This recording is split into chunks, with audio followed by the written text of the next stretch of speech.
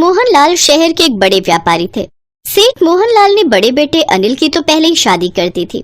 अब वो अपने छोटे बेटे सूरज के लिए लड़की ढूंढ रहे थे, पर सूरज काफी दिनों से शादी के लिए टाल रहा था। कारण था कि सूरज सीमा नाम की लड़की से बहुत प्यार करता था। सीमा एक गरीब परिवार की लड़की थी, इसी वजह से सूरज को डर था कि कहीं वो सीमा के बारे में घर में कहे और शादी के लिए मना न हो जाए। पर एक दिन सूरज के पिता ने उसे सीमा के साथ बाजार में देख लिया और इस बारे में सूरज से बात की। देखो सूरज बेटा, मैंने तुम्हें किसी लड़की के साथ देख लिया था। हम तुमसे बहुत दिनों से कह रहे हैं कि हमें बताओ कि तुम्हारी नजर में कोई लड़की है या फिर हम खुद तुम्हारे लिए कोई रिश्ता ढूंढें। अब जब बात सामने आ ही गई है तो तुम हमें बता दो कि वो लड़की कौन है जिसके साथ तुम रेस्टोरेंट में बैठे थे। पापा, उसका नाम सीमा है। मैं और सीमा एक दूसरे से बहुत प्यार करते हैं पापा। पर मैं इसलिए आपको उसके बारे में नहीं बता रहा था क्योंकि सीमा की फैमिली हमारे जैसी रिच नहीं है। वो बहुत ही गरीब लोग हैं पापा, पर नेचर के बहुत अच्छे हैं। सीमा का नेचर भी बहुत ही अच्छा है। मैं सीमा से शादी करना चाहता हूँ पापा। क्या हुआ जो गरीब है? बेटा तुम तो जानते हो मैंने भी अपनी मेहनत से ही ये मुकाम हासिल किया है। मुझे शादी से कोई एतराज नहीं है, बस लड़की अच्छी है, हमें और कुछ नहीं चाहिए। तुम हमें सीमा और उसके माता पिता से जल्दी ही मिलवा दो ताकि हम तुम्हारी शादी कर सकें। थैंक यू पापा, थैंक यू सो मच। सूरज की शादी के लिए सब खुश थे, पर उसका बड़ा भाई और भाभी इस शादी के खिलाफ थे। माँ बाबूजी का तो दिमाग खराब हो गया है। सब मेहमानों और रिश्तेदारों के बीच हमारी बेइज्जती हो जाएगी। अरे कुछ सोच समझकर तो रिश्ता तय करते। गरीब घर में रिश्ता तय करके वो अपना तो नाम खराब ही कर रहे हैं, हमारा भी नाम खराब करेंगे। मैं तो तुम्हें कह रही हूँ, जितनी जल्दी हो सके तुम यहाँ से अलग हो जाओ, वरना हम भी इनके साथ साथ सड़क पर आ जाएंगे। मैं कुछ समझा नहीं नीलम। अरे वो गरीब घर की लड़की है। शादी के बाद अगर उसने बाबूजी और सूरज को बहका कर सारी प्रॉपर्टी अपने मायके वालों के नाम कर दी तो बस हम हाथ मलते रह जाएंगे। तुम ठीक कह रही हो, बस ये शादी हो जाए उसके बाद मैं प्रॉपर्टी में हिस्सा ले लूंगा। एक काम करेंगे ना, अलग होकर हम किसी बड़े बंगले में रहने चलेंगे। वैसे भी यहाँ रहने का कोई फायदा नहीं। अब गरीब घर में शादी हो रही है तो मैं उस गरीब लड़की के मुंह भी ना लगूं। हमें जो भी करना है जल्दी करना होगा। सूरज के माता पिता सीमा और उसके परिवार वालों से मिले तो सचमुच उन्हें उनका नेचर बहुत अच्छा लगा। बात पक्की हुई और सीमा और सूरज की शादी हो गई। बहू, बन गई खीर? जी माँ जी, बस बनने वाली है, ड्राई फ्रूट डालने रह गए हैं। अच्छा, नीलम सीमा को ड्राई फ्रूट का डिब्बा दे दो। नीलम ही सारी रसोई संभालती है। ये लो, और ध्यान रहे ड्राई फ्रूट डालने में कंजूसी मत करना। तुमने तो अपने घर में इतना ड्राई फ्रूट देखा ही नहीं होगा, पर हमारे यहाँ किसी चीज की कोई कमी नहीं है। मेहमानों को खीर खिलानी है तो ड्राई फ्रूट अच्छा होना चाहिए। नीलम ड्राई फ्रूट का डिब्बा देकर मुंह बनाती हुई रसोई से बाहर चली गई। उसका ये व्यवहार बहुत ही गलत था। सीमा को घर में आए 2 महीने बीत चुके थे। अनिल और नीलम रोजाना ही अलग घर में जाने की बात कह रहे थे, पर एक दिन सेठ मोहनलाल पर मुसीबतों का पहाड़ टूट पड़ा। अचानक एक दिन उनकी फैक्ट्री में आग लग गई और सब कुछ खत्म हो गया। कर्जा उतारने के लिए सेठ मोहनलाल ने सब कुछ बेच दिया, पर अनिल और नीलम बहुत चालाक निकले। किसी को कानो कान खबर नहीं थी कि अनिल पहले ही कमाई के कुछ पैसों से एक बंगला खरीद कर रख चुका था। अनिल और नीलम दोनों ने अपने परिवार के बारे में नहीं सोचा और अलग बंगले में रहने चले गए। मैंने कभी भी नहीं सोचा था कि अनिल ऐसा निकलेगा। आज मुसीबत की घड़ी में वो और नीलम हमें अकेला छोड़कर चले गए। कहाँ जाएंगे हम? कुछ ही देर में हमें घर छोड़ना होगा। शारदा, भगवान पर विश्वास रखो। हमारी सबसे बड़ी दौलत हमारा बेटा सूरज और बहू सीमा है। दोनों बच्चे हमारे साथ हैं, हमें और क्या ही चाहिए। पापा, आप चिंता मत करो, मैं कुछ दिनों में कहीं कोई नौकरी ढूंढ लूंगा। आपने मुझे मेहनत करनी सिखाई है। आप ही तो कहते हो ना पापा कि मेहनत करके इंसान कुछ भी पा सकता है। तभी सीमा के मम्मी पापा आ जाते हैं। माँ बाबूजी आप? मोहनलाल जी, कृपया करके हमारे घर चलिए। जब तक आपके रहने का प्रबंध नहीं हो जाता तब तक आप हमारे साथ ही रहोगे। जैसे सीमा हमारी बेटी है वैसे ही सूरज भी हमारा बेटा है मोहनलाल जी। सेठ मोहनलाल सीमा के पापा के गले लगकर खूब रोते हैं। आज मुसीबत की घड़ी में सीमा के माता पिता ही उनके काम आ रहे थे। सब लोग सीमा के घर पहुंचते हैं। सीमा के माता पिता भले ही गरीब थे, उनकी आर्थिक स्थिति इतनी अच्छी नहीं थी कि वो सेठ मोहनलाल और उनके परिवार के लिए ज्यादा कुछ कर सकते, पर दुख के समय में सूखी रोटी भी महंगे पकवानों की कमी पूरी करती है। और दुख की घड़ी में अपनों का साथ ही व्यक्ति को दुखों से लड़ने की ताकत देता है। बस माँ, पेट भर गया। बहुत ही स्वादिष्ट खाना बना था। मैं चलता हूँ, किसी को नौकरी के लिए बुला हुआ था। बहन जी, हम बहुत किस्मत वाले हैं जो हमें आपके जैसे समधी मिले, पर हमारी सीमा अपने ससुराल में कोई सुख नहीं देख पाई, इसी बात का अफसोस है। हम तुम्हें कोई खुशी नहीं दे सके बहू। माँ जी, अपनों का प्यार और साथ ही तो सबसे बड़ी खुशी होती है।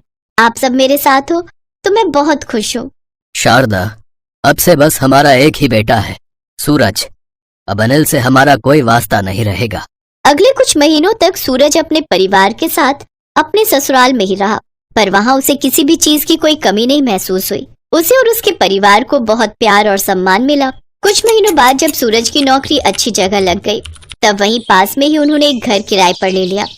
सूरज और सीमा ने मिलकर अपने परिवार को संभाला और फिर से एक नई जिंदगी की शुरुआत करने की कोशिश की। तू पागल हो गई है क्या काव्या? उस अर्जुन से शादी करेगी? अरे उसकी हैसियत तो हमारे नौकर जितनी भी नहीं है। लेकिन माँ, उसके दिल में प्रेम है, दया है और दूसरों के लिए सम्मान है।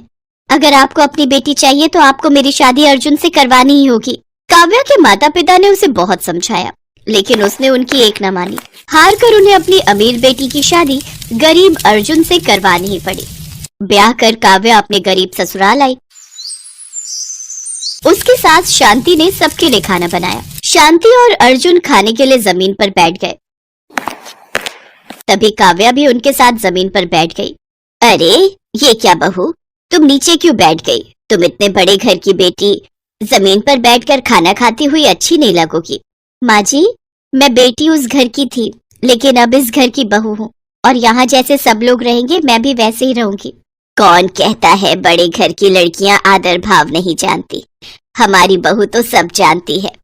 अच्छा अर्जुन, कल काव्या बहू की पग फेरे की रस्म है, इसलिए कल तुम इसे अपने ससुराल ले जाना। जी माँ। अगले दिन अर्जुन ऑटो करके काव्या के साथ अपने ससुराल के लिए निकल पड़ता है। उधर उसके ससुराल में काव्या के पिता धनराज अपनी पत्नी रमोला से कहते हैं, अरे रमोला, अरे आज हमारे जमाई बाबू आने वाले हैं, उनके स्वागत की तैयारियां करो भाई।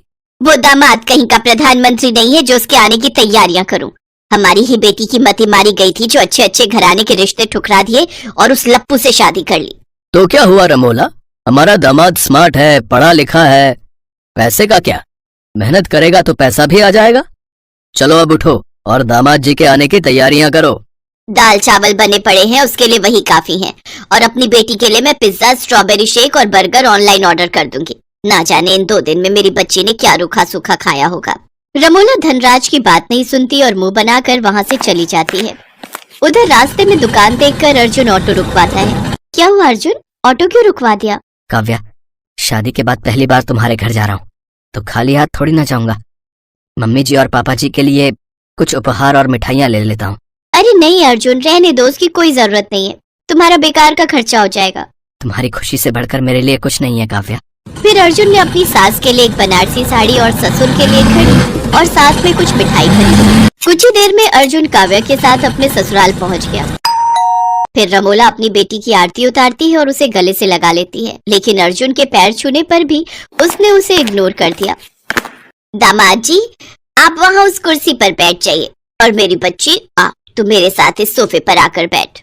रमोला अपने गरीब दामाद को पुरानी सी बेकार कुर्सी पर बिठा देती है, जबकि अपनी बेटी को महंगे सोफे पर बिठाती है।